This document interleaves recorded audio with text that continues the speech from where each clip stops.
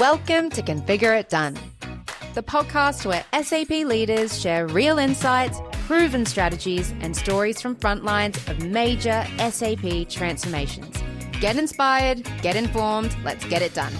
All right, welcome back to the Configure It Done podcast. Hello. We've got a special edition, and this is all about the Australian SAP Talent Survey, which we've got here. We're going to go through it, and all our client meetings for the next quarter, we're going to be bringing these down, and we can leave you a copy and talk you through One some of them insights. is a golden ticket on the back, gets you free drinks at the next Precision event, so it's in your best interest to meet with us.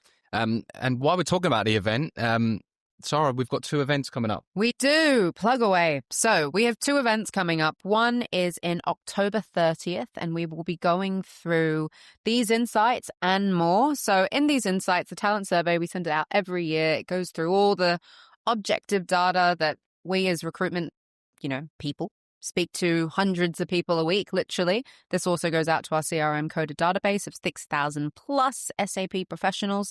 So on October 30th, we will be hosting an intimate event. This is relevant for you if you are a hiring manager, if you are keen to just know any trends, challenges, or insights in the market. Talent acquisition. Yeah, like think about that real grassroots, right? I need to bring people into my company. What is hot right now? What's the market looking for? What are some challenges I might come across? So it's not just like your average salary survey. This is all about how talent in our market thinks and how they feel. So it was going to help you retain staff and then help you attract staff. Basically, think of it as an interactive evening of this podcast that you're about to listen to. And then on November 20th, we have our big ticket item for the quarter. This one is big. I think every time we have done an event, the overwhelming feedback is, I don't want to hear from partners anymore. I don't want to hear the sell. I don't want to know what you've given to me. I've already heard this in my own boardroom. I want to hear from clients who have done this. And we have successfully got 2 CIOs speaking to us about their S4HANA journeys. Very different journeys. Mm-hmm. One, a 6-month implementation, greenfield S4HANA. Very rare words all strung together, successful even more so. And then one, a 4-year retail transformation, the largest in the Southern Hemisphere. So that is a highly sought after event. We are really going to be targeting CIOs to come into this room. These are your strategy deciders and makers. That is who you want to be listeing to the insights of these people. Also program managers, program directors, basically anyone that's been through an S4 implementation, about to, or embarking on an S4 implementation. So that event is for you. So a lot coming up. There is a lot coming up. But on to this. Yeah, back to the talent survey. Let's just dive straight into it. Obviously, we've got each stat, and we send this out to 4,500 people in the Australian talent community, and we've got a good response rate this year. So what we go through is gender splits, employment types. We go to where SAP talent's engaged, when SAP talent's retiring. Because we know we've got an aging talent pool. Big question. Years of experience, office days as well. That's a big one that kept coming up, and then certifications. But so let's go just straight to the top on number 1, gender split. It says here it was 75% male and 25% female, but tell us the insights about that. That sounds dire, but actually it's an improvement, wouldn't you know? It used to be 1 in 5, so it used to be like 1 out of 5 were women. 80-20, yeah. 80-20. We've seen a slight split, and that is great to see. Now, there are a couple of reasons as to why. Obviously, it's just been on everyone's mind. For as long as I have been in recruitment, there has always been discussions, particularly at senior levels, to have more women and diversity of thought, which is important to note, not just women, also diversity of thought represented in everyone's teams. Mm-hmm. I think we're starting to see that split. We all know this isn't a problem that's going to be fixed overnight. So I think we're now actually starting to see these little 1%ers here and there will make a difference in 10 years' time, 20 years' time. So I think this is now that positive reinforcement that starts to come just from many, many years of having it in the forefront of your hiring mind, basically, which has been great. But it's been a lot more emphasis on grad programs as well, which has also brought through more women. But it's definitely coming from the top. Yeah. having those conversations about getting more women into leadership, even uplifting like existing employees within your team. Like maybe they weren't in IT, maybe they were from finance or HR or anything like that. They were a super user. We are starting to see a little bit more of that uplift. I wouldn't say it's across every stream. There definitely seem to be some streams that stand out, like HR and finance, but it's gratifying to see nonetheless, because this is the first time in my experience in recruiting in SAP where we have actually seen an increase in this number. That's good. Which is exciting. Okay, I'm going to talk a little bit about employment type. Now, historically, the SAP market has been heavily contract dominated, as much as 65% contract and then 35% permanent. Now, this year, when we done the survey, it's actually a split, which is 43% contract, 43% perm, and then the rest fixed term. So this was a really interesting insight. It's the first time we've been doing this about 7 or 8 years now, and it's the first time where there's the same amount of contract as there is permanent. Now, there's a couple of reasons for that. Economically, we've just gone through a downturn, and when we go through a downturn, talent looks for stability. So there was a lot more permanent vacancies. SAP's partners were building their capability, and obviously the preference is permanent to build their capability for the onset of projects that are going to come. And then also there's been a real lack of projects at S4 transformations in the market in the last couple of years. So when there's less projects, obviously there's more permanent vacancies, less contract. So all those reasons has obviously made sure there's a 50-50 split. Now, moving forward, we do see that being more contract dominated moving forward, because simply being there's going to be more work and more projects that are starting. So we do see that is going to change in the coming years. So yeah. Very, very interesting insight there. But moving on, certifications. This is an interesting one. So we've got here, Sara, that nearly half are already certified. Half of the community is certified, but 48% feel that it's not relevant to them. So can you tell us a bit more about SAP certifications? So certifications, I think, come up particularly when you have a lot of candidates on the market and they want to stand out. They want to differentiate themselves from the pack. All very valid reasons as to why you want to look for things like that can stand you out. I think certifications are very polarizing in that regard. And it depends, honestly, on what you're certified in, I think is the answer. Overall, if you look at like SAP as a whole, I think that 98 of SAP Australia's employees, 98% are certified in some form of SAP, whatever it may be. Might be like, whatever, S4HANA, cloud technologies, BTP. They're really practicing what they're preaching. Yeah. Aren't they? So I know obviously certifications is a big thing and it is viewed as a money-making exercise. Yes. But like Sara said, SAP Australia are actually practicing what they're preaching, and nearly 100% of their workforce are certified. And I think that now more than ever, people talk about upskilling, they talk about new emerging technologies. What can I do to stay ahead? Certifications are 100% part of that equation. If you are keen to show that you have an interest in moving forward with new technologies and understanding what is coming up in the market and how do I present myself as someone who cares about that, certifications are 100% one way to do that. Is it the deciding factor that will help you get a job? My vote is no. But it will not harm your chances either. Yeah, I think that will change in the future. I think I think certifications are going to be more relevant, and like 100%. I said, SAP are definitely pushing that as well. Yeah, 100%. And we move on now. A very nice stat that I was happy to see, actually. Outlook on S4HANA, 84% of the market feels positive about SAP right now. Yeah, this is a good one because I met SAP a couple of months ago, and they were talking about Christian Klein's strategy, and they are fully on board. All the leadership team within SAP are fully on board with the direction that they're going. And And the other thing, and it's clear, it's concise, and that they're going in this direction. So that breeds positivity. And the other thing as well, and look, they have made mistakes. Any company will make mistakes, but the thing that's breeding this positivity is SAP are failing fast. If it's not working, they will fail fast. So, and that's been reflective in the market. Like I said, 84% of talent are positive about S4 moving forward. So, yeah, it's a pretty good stat. Yeah. And I think that in this particular market, there can be not a lot of negativity, but I think there's a lot of world-weary people out there right now. That's not just an SAP. I think we're finding that across the board, whether you're in finance, or whether you are a cleaner or a teacher. There's a lot of just negativity that can bring you down on an average day.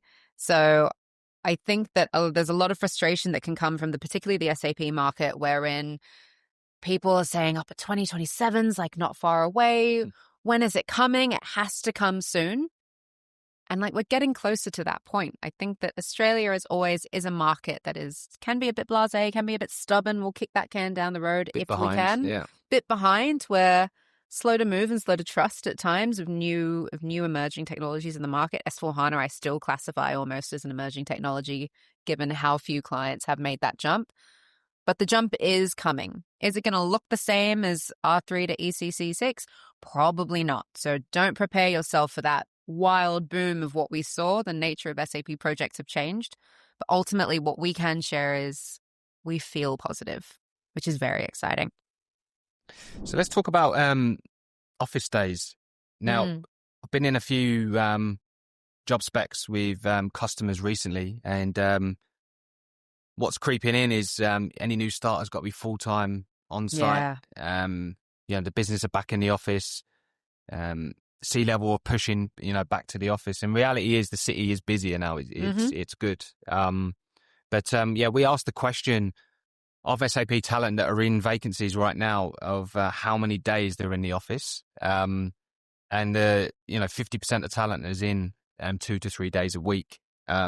So the message we want to send to talent teams or hiring managers that are going to the market is if you are enforcing 5 days a week, you are shutting yourself off from half the market. Now, it's not to say you can't secure a resource.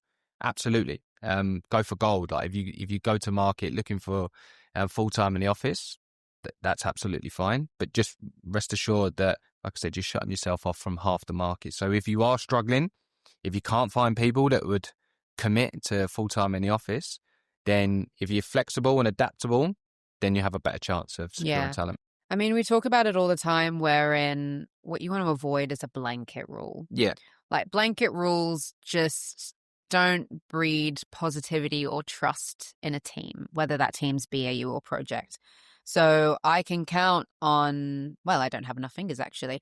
Any person that I've spoken to that is full-time 5 days a week will discreetly give me a call in 3 months' time saying, just if anything else opened up, I might be interested in hearing about it. If they gave a bit of flexibility here, if they gave a bit of flexibility there, we can cut that whole conversation short if that flexibility was given by the manager right from the beginning where that person is right now. So just something to keep in mind. It's not even necessarily that you might be cutting yourself off from the market when you are hiring. Even when you do hire, are you leaving a bit of a ticking time bomb there? Something to be aware of. So that leads us nicely onto what SAP talent are looking for in a new role. We do have flexibility in there, but the one that's came out on top is remuneration. No surprise. If you rewind a couple of years, it was actually new technologies. Obviously, new technologies are merging, especially with S4.